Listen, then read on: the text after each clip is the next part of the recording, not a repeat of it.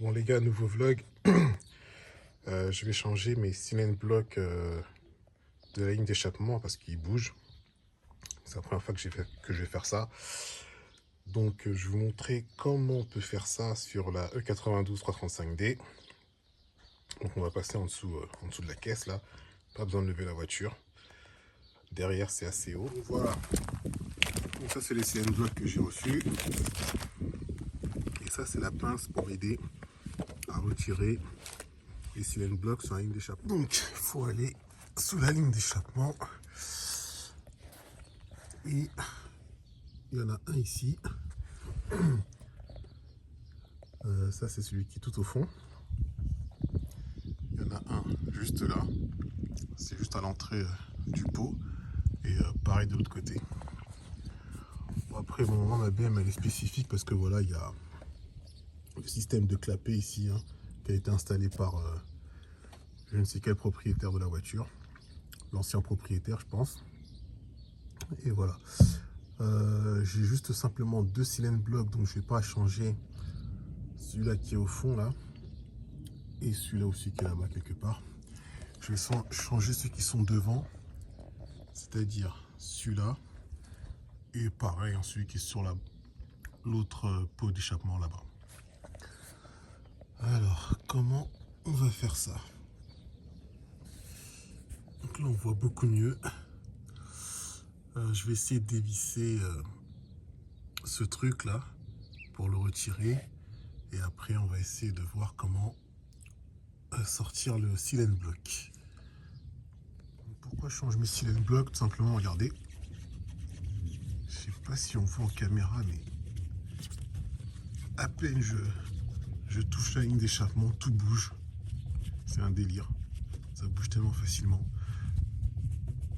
Donc pour l'instant je vais changer cela, voir le comportement de la ligne et après je commanderai encore deux autres hein, pour changer celui-là et l'autre côté. Donc là j'ai besoin de mes deux mains, donc ça va pas être évident de filmer en même temps, mais après je vais vous expliquer. Allez, c'est parti. Voilà, c'est pas évident de vous montrer comment sortir ça. Donc là il y avait cette accroche, je l'ai dévissée. Après j'ai mis ici je sais pas comment on appelle ça, la pince pour retirer le cylindre bloc et j'ai poussé. Et après il faut pousser, ça sort. Ça sort tout seul. Voilà, comme je vous disais, j'ai dévissé ça en fait pour que ça puisse pivoter. Et puis après avec la pince, hein, j'ai pu retirer le cylindre bloc. Franchement sans ça c'est super compliqué. Moi je vous conseille d'acheter une pince pour retirer le cylindre bloc. C'est tout simple. La différence entre l'ancien cylindre bloc, je peux appuyer, c'est tout mort. Et le nouveau, super dur, bien nickel. Donc on va installer ça des deux côtés. On regarde si c'est bien la même taille, ouais, c'est parfait. Ça c'est de marque Febi. Hein. J'ai pris Febi. Et ça c'était l'origine. Hein. Origine BMW. Voilà, pas changé. Complètement KO. Bon voilà, j'ai installé le nouveau. Il y a moins de jeu quand j'essaie de bouger l'échappement à la main. Mais je sens encore du jeu à cause de ce cylindre bloc là-bas qui est encore complètement HS. Je sens que ça bouge. En tout cas là ça bouge moins de devant là. Je le ressens. Alors j'ai plus qu'à changer l'autre et puis en commander deux autres pour pouvoir changer celui-ci qui est aussi HS. En tout cas, vraiment pas mal ces petits cylindres blocs Febi. Ils sont bien durs et voilà. Comme ça, j'aurai plus une ligne d'échappement qui bouge quand je vais ouvrir les clapets d'admission. Franchement, c'est très simple à faire. Hein. C'est vraiment pas compliqué. Mais comme je vous dis, achetez bien ce truc-là. La pince, là, ça va vous aider à retirer. Sinon, c'est une vraie galère. Après, pour remettre le cylindre bloc, donc moi, j'ai pas utilisé de vaseline ou quoi que ce soit. J'ai carrément mis avec la force des mains. Bon, c'est pas très compliqué non plus. Donc voilà. Donc si vous voulez vous faciliter la vie pour changer ces cylindres blocs, ne vous lancez pas dans l'opération sans acheter ça. J'ai pris sur Amazon, ça coûte peut-être 7-8 euros. Et c'est vraiment nickel pour les retirer. Voilà, comme on peut voir, ben, pareil, hein, l'autre aussi il était complètement HS. Je fais ça d'une facilité. Voilà, ça a été remplacé. Donc, ma ligne d'échappement est là. Enfin, mes pots plutôt. Et c'est beaucoup plus rigide. Il faudra maintenant que je change vraiment ceux qui sont tout au fond. Parce que quand je fais ça, je sais pas si on voit la caméra. Pas évident. En tout cas, quand je bouge ce gros truc là, on voit bien que les cylindres blocs là-bas, ils bougent très facilement. Ceux qui sont là, des deux côtés de toute façon. En tout cas, je sens qu'il y a beaucoup plus de stabilité sur la ligne d'échappement. Je vais aller faire un tour avec la voiture pour voir clapet ouvert ce que ça donne. En tout cas, c'est pas mal. Hop. Voilà, opération terminée.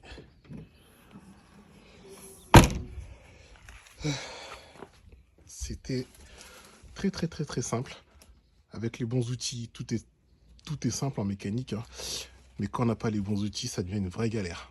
Donc franchement, n'oubliez pas, si vous vous lancez dans le changement des cylindres blocs, d'avoir cette pince. Hein. Ah ouais, c'est primordial. Moi, je vous le dis. Hein. Ça vous facilite la vie. J'ai fait ça en même pas 2 minutes. Hein. Bon, avec la caméra, c'est un peu plus long parce que faut essayer de filmer en même temps. C'est galère. Mais sinon, franchement, vous retirez ça à gauche en 2 minutes et à droite en 2 minutes. Hein. C'est pas compliqué. Bon, voilà. On va faire un test. On va voir ce que ça donne. Donc voilà, c'est l'essai routier par rapport au cylindre bloc. Donc après, vous allez vous demander, mais comment je peux faire pour savoir si ma ligne d'échappement elle bouge ou pas. En fait, c'est tout simplement quand j'ouvre les clapets d'admission avec ma télécommande là. Donc là, je suis en mode ouvert. Donc je sais pas si en vidéo on entend, mais on entend plus quand on est dans la voiture le bourdonnement. Et quand je mettais ça, en fait, si vous voulez, je sentais, quand je mets les clapets ouverts, je sentais quand même une espèce de vibration à l'intérieur de la voiture. En fait, tout simplement parce que ma ligne d'échappement, elle bougeait dans tous les sens. Et là, le fait d'avoir changé 2 cylindres blocs, ça a dû atténuer un petit... Normalement, ça a dû atténuer le fait que la ligne d'échappement bouge. Mais il faut que je le vois à haute vitesse. Parce que à vitesse 50 km, c'est pas ça qui fait le changement. Ouais, ok. Je ressens un léger truc, mais je sens qu'il faut quand même que je change les 4 autres. Mais sinon, ouais, ça a l'air pas mal. Ouais, ça a l'air pas mal. Ok. En tout cas, vous savez ce qu'il faut faire à arriver à un certain kilométrage. Hein. Les cylindres blocs de la ligne d'échappement sur la 335D, ils sont complètement HS. Donc, pensez à les changer. Donc voilà.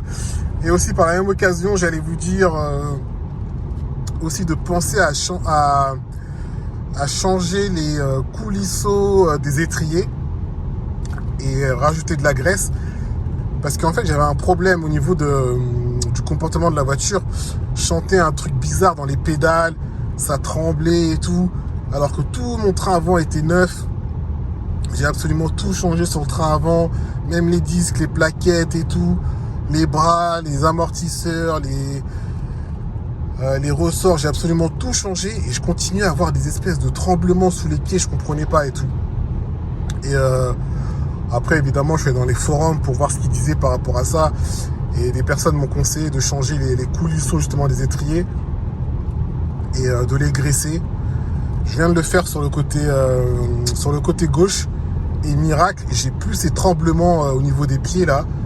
Donc c'est vraiment, à mon avis, il y avait un problème au niveau de l'étrier. Je ne pourrais pas vous expliquer le phénomène et tout quand les coulisseaux ne coulissent plus correctement. Mais en tout cas, ça faisait trembler le sol de la voiture. Donc pensez à changer également vos coulisseaux sur les étriers, ça coûte rien. Ça coûte quoi, 9 € sur Amazon et puis voilà. Donc là j'ai commandé la suite pour pouvoir changer du côté droit, parce que moi j'ai changé uniquement du côté gauche. Et normalement la semaine prochaine je change le côté droit. Donc ensuite j'ai à chaque fois que je braque mon volant à droite à fond, j'ai le voyant qui apparaît là, je suis pas stabilité frein, etc. Et une fois que je roule, ça redevient normal. Donc à mon avis, je pense que j'ai un capteur ABS qui doit être HS, que je dois changer. C'est même sûr et certain, parce que c'est uniquement quand je braque à droite à fond que j'ai ce voyant qui apparaît tout d'un coup. Et après là, vous allez voir, en roulant, ça disparaît. Voilà, tranquille. Donc il doit y avoir un petit problème. Peut-être qu'il y en a un qui est fissuré ou autre. Mais en tout cas, c'est à changer. Ensuite, mon fameux verre BFD. Oui, parce que cette année, j'étais au BFD. Donc allez, en 2 minutes, je vais donner mon ressenti par rapport à cet événement. Un événement que j'ai pas pu filmer parce que... Enfin, c'est pas que j'ai pas pu filmer, j'ai pas voulu filmer parce que j'ai fait le mec timide. Je me disais, ouais, est-ce que je prends mon téléphone pour filmer la tête des gars et tout? On sait pas s'ils veulent être dans les vidéos ou pas, mais... Enfin bref, j'ai fait ma tapette alors que j'aurais dû filmer tout l'événement. Mais en tout cas, l'an prochain, j'y retournerai au BFD et je filmerai l'événement, ça c'est sûr. En fait, moi, ce qui m'intéressait le plus dans le BFD, c'était plus le fait que une grosse communauté, la communauté BMW se rassemblait autour d'un événement et qu'il n'y a pas forcément genre que des M, il y a vraiment toutes les voitures, des séries 1, des E92, des M, des E60, j'ai vu vraiment des E36, j'ai vu de toutes les voitures. On va dire du bas de gamme entre guillemets, on va dire les packs luxe simples, à du haut de gamme, les M, plus les voitures tunées, etc. Donc, en tout cas, c'est un bon rassemblement. Ça fait vraiment plaisir de voir autant de BMW rassemblés autour d'un événement. Et puis en plus, c'est cool, les gens ils sont cool, tout le monde est cool, bonne ambiance. C'était vraiment sympa. Après, je peux comprendre que les événements statiques, ça puisse ne pas plaire à beaucoup de personnes. Parce que c'est vrai que c'est pas évident. Une fois que tu as fait le tour, tu as marché l'aller, le retour, et que tu as vu pratiquement toutes les BM, si t'es pas un fan, tu te dis, bon allez, j'ai fait le tour en 1 heure, c'est fini, je rentre chez moi. Donc voilà, ça je peux comprendre que ça puisse ne pas plaire à beaucoup de personnes, les événements statiques. Après, il y avait quelques shows. Bon, les shows, c'est pas non plus des grands shows. Les mecs, ils ont fait quoi? De la moto, des roues avant, des drifts, etc. Mais bon, c'était pas le show extraordinaire, quoi. Après, il y avait le truc marrant, le limbo, là, les voitures qui passent sous le fil et voir les voitures les plus rabaissées. C'était vraiment pas mal, ça. C'est assez marrant. Mais voilà. Après, le point négatif sur le BFD, c'est vraiment qu'on peut dire que bon, les shows, c'est pas tip top. Mais à mon avis, je pense qu'ils n'ont pas une autorisation pour faire des shows extraordinaires, pour faire beaucoup de boucans. Donc à mon avis, c'est plus par rapport à ça qu'ils peuvent pas faire beaucoup de bruit. Donc voilà, le seul bémol par rapport à cet événement, moi je dirais simplement, c'est que les shows, voilà, c'est pas...